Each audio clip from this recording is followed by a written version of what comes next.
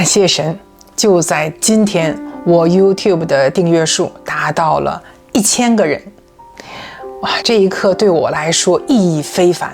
它不仅仅是一个数字，而是许多温暖的连接，是屏幕背后一个个真实的你们。今天我想趁着这个特别的时刻，分享一些掏心窝的话。这不只是一个庆祝，也是一次回望和梳理，是一份诚挚的邀请。愿我们一起走在更坚定、更真实的成长路上。为什么我开始做 YouTube？ 我常常在想，在这个物质极大丰富的时代，能拉开内心幸福感差距的，已经不是拥有多少，而是内心是否平安。尤其是疫情过后，我身边看到、听到很多心理出状况的大人和孩子，他们或是焦虑、失眠，或是情绪波动很大，甚至走进了抑郁。我心疼也着急，但当时的我除了安慰，也不知道能为他们做些什么。后来我开始学习心理学知识，开始看书、听讲座，了解情绪调节、习惯养成、心理界限等等方面的知识。这个过程对我产生了深深的影响。我开始明白，情绪是可以被理解的，压力是可以被疏解的，我们的内在是有结构、有力量的。这时候我就有了一个念头，如果这些知识、这些学习对我有帮助，那我分享出来会不会对其他人有帮助呢？于是我下定决心，在2025年1月12日上传了第一个视频，正式开启了我的 YouTube 之旅。一开始并不顺利，我开始认为内容是能帮助到别人的，观众就会源源不断的涌入。但事实远不是这样，刚开始的几支视频基本上没有人观看。我花了好几天准备的内容，播放量寥寥无几。老实说，那个时候心里也有些失落，问自己，这是不适合我？慢慢的，我发现自己越来越在意订阅人数。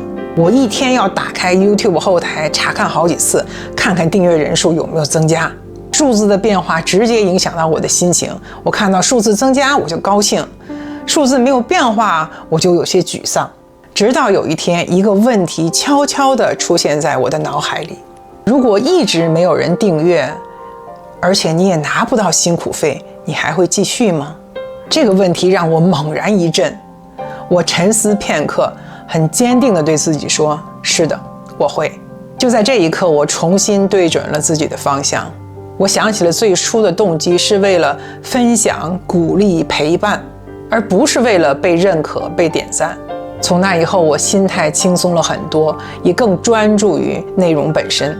YouTube 带来的挑战甚至比我念博士还大。我之前在美国念博士，过程也不算轻松，但相比之下，那是有人已经为你设置好的固定的线路。第1年修基础课，第2年资格考试，然后组建博士委员会，每半年一次 meeting， 最后直到写论文、毕业答辩。当然，这过程中也有很多困难，比如实验失败、数据出错、跟导师意见不一致等等。但再难也知道下一步是什么。而 YouTube 完全不同，你得自己定选题、写脚本、拍摄、剪辑、设计封面、写标题、面对评论。最重要的是，你永远不知道你做的这一集观众会不会喜欢。没有路线图，没有指导老师，甚至没有人跟你保证你付出的努力就一定有成果。唯一的引擎就是你自己是否愿意走下去。这是一场内在力量的比拼，是一场不断战胜自我、调整自我、鼓励自我、安慰自我的过程。曾经我一次次站在放弃与坚持的挣扎之间，犹豫过，但最终我选择了坚持。我要分享多少真实？刚开始做频道的时候，很多朋友跟我说，你要寻找自己的受众群体，你要打造自己的 niche， 要尽量迎合主流的接受度，这些都没有错。但问题来了，如果我真实想讲的内容不够主流怎么办？如果我讲的东西有人不喜欢甚至反感怎么办？我是一个基督徒，信仰是我生命中最核心的部分。我的世界观、价值观、生命选择都是建立在我的信仰之上。但是在一个开放多元的环境中，谈信仰往往会带来争议，很多人也劝我别说这个，但是我做不到。如果我分享的不是我真正相信的东西，那还有什么意义？我记得特别清楚，有一次我正在等儿子足球训练，手机推送一条信息，大 S 突然去世了。我内心非常震动，一种悲伤和沉重涌上来。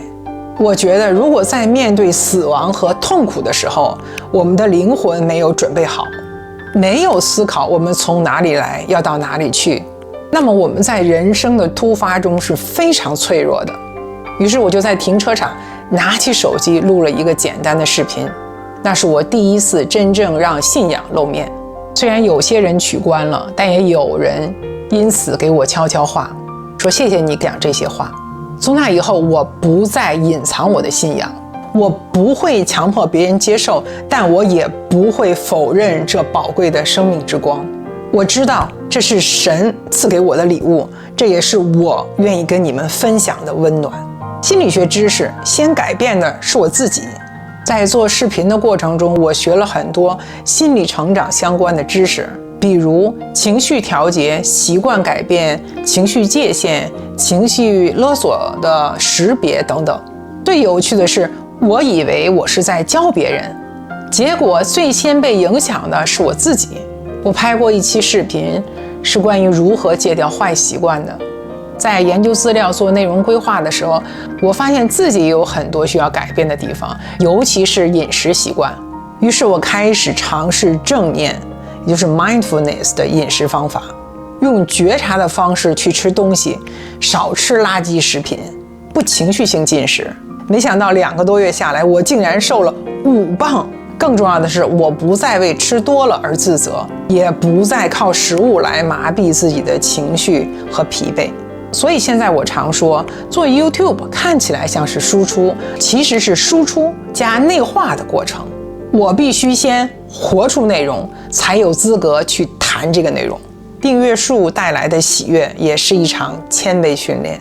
虽然我不再被订阅数绑架，但看着订阅人数增加，心里还是忍不住的开心。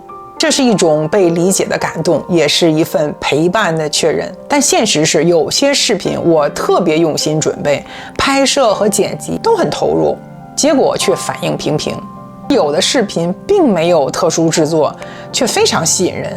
起初我会疑惑，会不甘，但后来我慢慢明白，这平台不是我能控制的，不是我做得好就一定会被推荐，也不是我做得差就没人看。推荐机制复杂，观众喜好多变，节奏流量变化莫测。于是我学会了一件事，放下自我为中心。我能做的就是忠实完成每一支视频，至于结果怎样，交在神手里。有成绩时不骄傲，被冷落时也不自轻。